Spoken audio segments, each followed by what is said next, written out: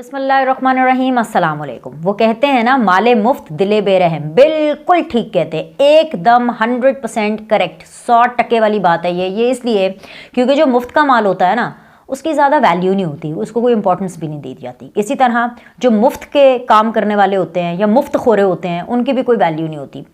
अब आप कहेंगे कि मैं आपको आज जुमे वाले दिन ये ज्ञान क्यों बांट रही हूँ। ये ज्ञान मैं आपको इसलिए बांट रही हूँ कि अगर आपको पता चले कि उम्मत मुसलमा के सबसे मशहूर तरीन लीडर और पाकिस्तान के सबसे ज़्यादा बहादुर लीडर, ऐसे लीडर जिन जैसा कोई लीडर पाकिस्तान में ना माजी में कभी आया था और ना आने वाले दिनों में, आने वाले सालों में, आने वाली सदियों में पाकिस्तान में आएगा। एटलीस्ट पीटीआई तो यही क्लेम करती है और एटलीस्ट इमरान खान तो यही क्लेम करते हैं। तो अगर आपको ये पता चले कि उनके एक नहीं, दो नहीं, तीन नहीं, सारे केसेस, यानी जितने भी दुनिया जहां के केसेस इमरान खान पर हैं, जो करप्शन, जो लूट घसूट इमरान खान ने की, जो झूठ बोले, जो पाकिस्तान को नुकसान पहुंचाया, कोई भी जो इमरान खान के ऊपर केस है वो अब जेल में ही चलेगा, तो आप ज़रूर उनकी लीगल टीम को क्वेश्चन करेंगे। वो लीगल टीम जो कि कभी ये कहती है कि हम तो मुफ्त में केस लड़े हैं और मुफ्त में इसलिए केस लड़े हैं क्योंकि हम एक कॉज के लिए काम कर रहे हैं, तो फिर हजूरे वाला मुफ्त में ऐसा ही काम होगा। या फिर वो ऐसे वकील होते हैं बड़े बड़े जो कि ये कहते हैं कि जी जब तक हमें फीस नहीं मिलेगी हम तो काम नहीं करेंगे, बदले में हमें क्या मिलेगा, तो बदले में उनको टिकट का लालच दिया जाता है।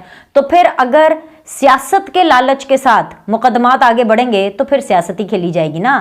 तो जो खेल और खिलवाड़ इमरान खान की लीगल टीम ने इमरान खान के साथ किया है, तो अगर मैं शेर अफजल मरवत साहब की ज़बान में बोलूँ तो उन्होंने इमरान खान साहब का जो पूरा खेल था, इमरान खान साहब की जो पूरी सियासत थी, उसका पूरा का पूरा प्रोग्राम बांट दिया। सीधी सी बात है, उन्होंने इमरान खान साहब को गड़वा दिया है। ऐसा वैसा नहीं गड़वाया, उनकी लीगल टीम ने ऐसे ऐसे कमाल किए हैं कि आप सुनेंगे तो आप भी हैरान होंगे कि अगर आपकी लीगल टीम ही ऐसी हो तो आपको दुश्मनों की कोई ज़रूरत ही नहीं है। मतलब क्या था कि पहले इमरान खान साहब का सिर्फ एक ही केस जेल में चल रहा था, मतलब जेल में उसका ट्रायल हो रहा था, जो कि था साइफर।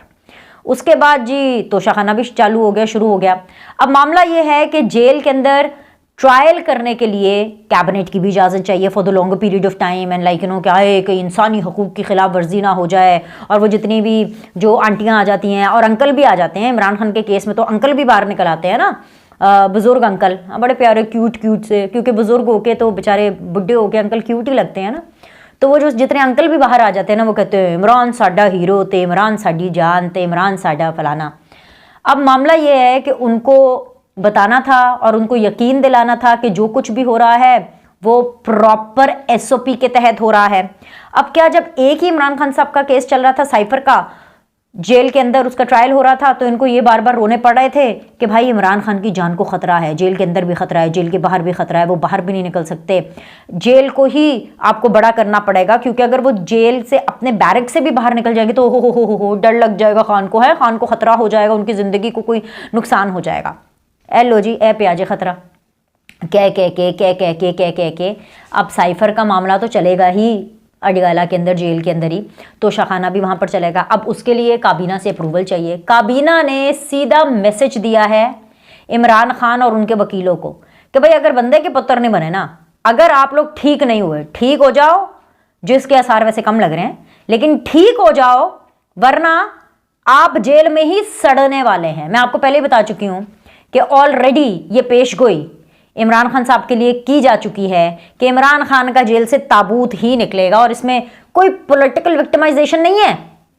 इसमें इसलिए निकलेगा इमरान खान साहब का ताबूत ही जेल से, जो लोग क्लेम कर रहे हैं वो ये इसलिए कह रहे हैं क्योंकि उनकी हरकतें ऐसी हैं, उनके आसपास के लोगों की हरकतें ऐसी हैं, बुशरा बीबी के ऐसे हरकतें हैं, उनकी जो लीगल टीम है उनकी ऐसी हरकतें हैं। अब कितनी ज़्यादा लंबी चौड़ी लीगल टीम है, हर एक को उन्होंने अभी टिकट भी देना है इलेक्शन लड़ने के लिए, लेकिन इसके बावजूद उनकी आप परफॉर्मेंस देखें।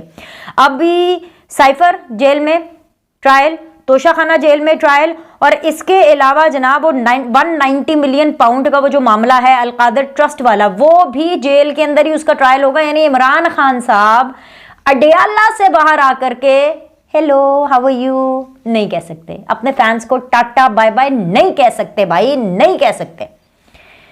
इलेक्शन तक तो जो चाहे मर्जी हो जाए, इमरान खान साहब जो हैं उनको जेल की बाहर की हवा नहीं खाने दी जाएगी और वो जेल के अंदर की ही हवाएं खाते जाएंगे, खाते जाएंगे, खाते जाएंगे।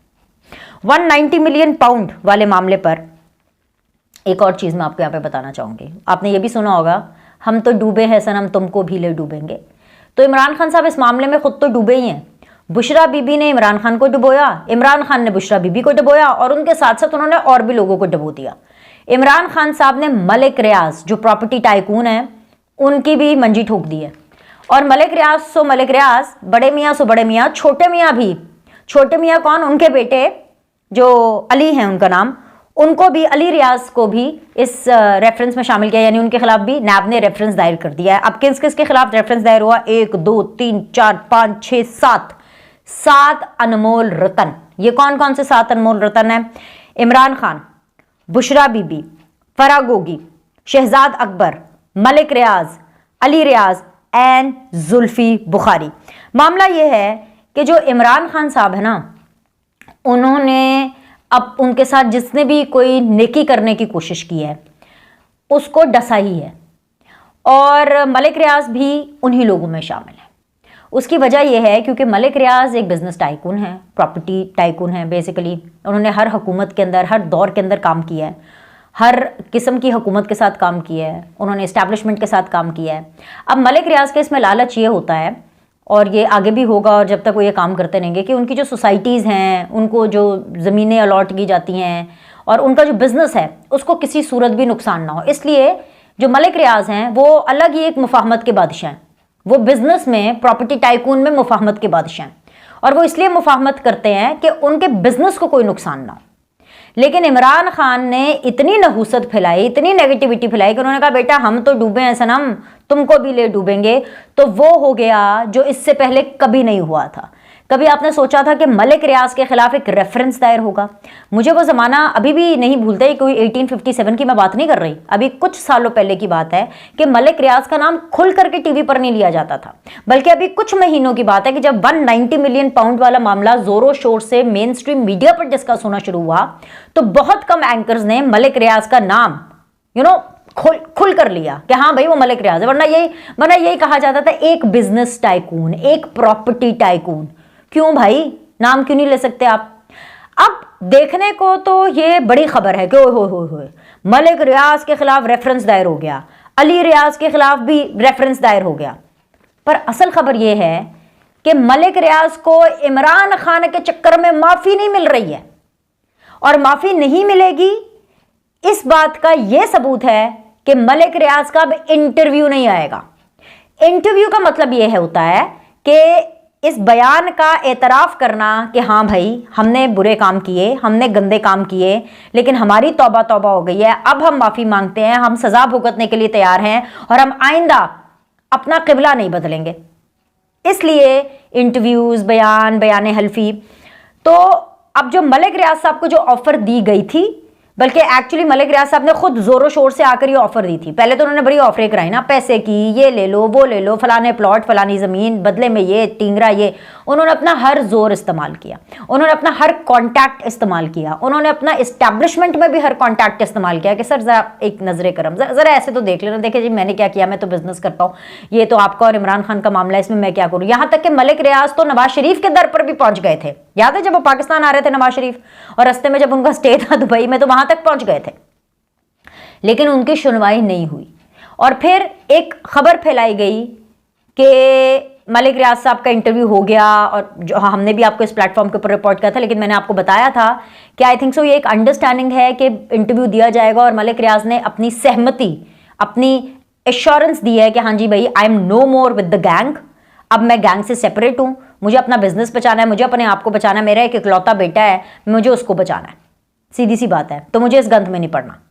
लेकिन ये ऑफर भी अब मलिक रियाज साहब के लिए नहीं है, और इसीलिए मलिक रियाज साहब के ऊपर अब जो रेफरेंस दायर हुआ है, इंटरव्यू आने से पहले, जो कि चीख चीख कर ये कह रहा है कि वो जो एक इंटरव्यू जिसका सबको एक इंतजार था, वो अब इंटरव्यू नहीं होगा।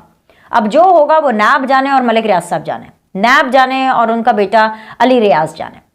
और बाकी जाहिर सी बात है बुशरा बीबी, फराग होगी, शहजाद अकबर के ऊपर तो पिछले दिनों अभी अटैक भी हुआ है, तो ये सारा मामला चल रहा है। जुल्फी बुखारी वो तो खुद आजकल जो है जनरल फैज़ को जो है गंदा करते हुए नजर आते हैं कि भाई हम तो जनरल फैज़ के हाथों मैनिपुलेट हुए, इसमें हमारा तो कोई कसूर नहीं, हम तो छोटे से बच्चे हैं, हम तो पैम्पर पहनते हैं, हाँ हम तो लॉलीपॉप खाते हैं, हम तो रोटी को चोची कहते हैं। सो मामला ये है कि जब नीयतें ठीक ना हो ना और कॉम्पिटेंस भी ना हो, भाई इनकॉम्पिटेंस भी तो एक बहुत बड़ा क्राइम है, सिर्फ चोरी डकैती थोड़ी ना जुर्म है। एक शख्स जिसको ये काम आता ही नहीं और वो झूठ बोले कि अरे भाई मैं इस काम पर आ जाऊंगा और किसी और का हक मारे, ठीक है, और फिर ये कहे कि जी मैं तो दूध और शहद की नहरें बहा दूंगा, तो क्या ये जुर्म नहीं है? ये तो सबसे बड़ा जुर्म है, क्योंकि उसके ऊपर तो और पाकिस्तान के कौम की जिम्मेदारी है।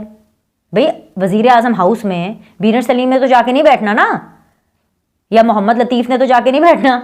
बीनर सलीम की जगह पर जो वजीर आजम होंगे, जो पार्लियामेंट होगी, वहाँ पर सियासतदान बैठते हैं ना, अवाम के चुने हुए नुमाइंदे, एटलीस्ट बज़ाहिरी तौर पर तो। और अगर वो इनकॉम्पिटेंट हो, उनको काम ही ना आता हो, ये सेंस ही ना हो और नीयत हो लुट्टो फुट्टो की, तो फिर यही होता है जो इनके साथ हो रहा है और फिर यही होता है जो ये पाकिस्तान के साथ करके गए। अभी के लिए इतना ही। लाइक करें, सब्सक्राइब करें, अगली वीडियो मिस मत कीजिएगा, क्योंकि उसमें एक ऐसे इदारे की धमाकेदार किस्म की न्यूज़ है कि आपने सोचा भी नहीं होगा कि है ये इदारा ऐसी खबरें भी दे सकता है या ये इदारा ये भी कर सकता है, तो उसके लिए अगली वीडियो देखनी पड़ेगी।